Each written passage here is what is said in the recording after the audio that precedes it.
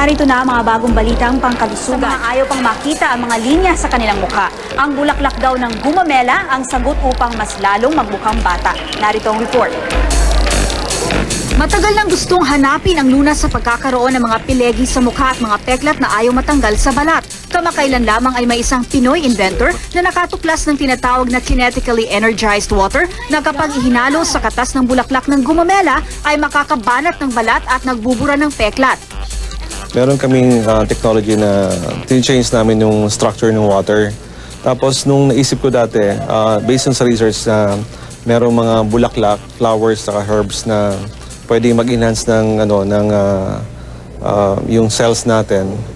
Meron kaming nakita doon sa particular flower na yung gumamela na nag-enhance ng nag-smoothan sa skin. Habang nilalagyan, mararamdaman mo na parang bumabatak na gano'n. So, after a few minutes, nung nalagyan na, doon mga tumitingin, uy, nag-iba, sabi, yung nawala yung eye bag, tapos yung mga nagsasagnakan dito na wala, yung umunat. Pero itong kabila, makikita mo, iba yung dahil na as is. Pag slide ko, na out of balance ako. So, sa slide, gumasgas yung face ko. Kasi dark siya eh. So, unti-unti siyang naglalighten. Ngayon halata parang, pero before talaga, hindi na siya dark. Ang halamang gumamela ay matagal nang sinasabing nagdudulot ng magandang benepisyo sa balat dahil sa emollient property nito.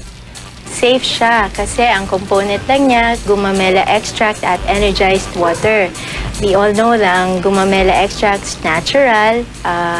It is a natural anti-aging, antioxidant agent. So, i-couple mo pa siya with energized water which had passed through 17 stages of filtration, meaning it's bacteria-free, very safe, very clean, with added activated minerals, which is very important for nourishing your skin, no?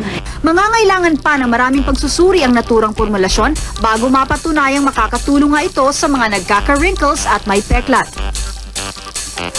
Diyan lamang po kayo, magbabalik pa po kami.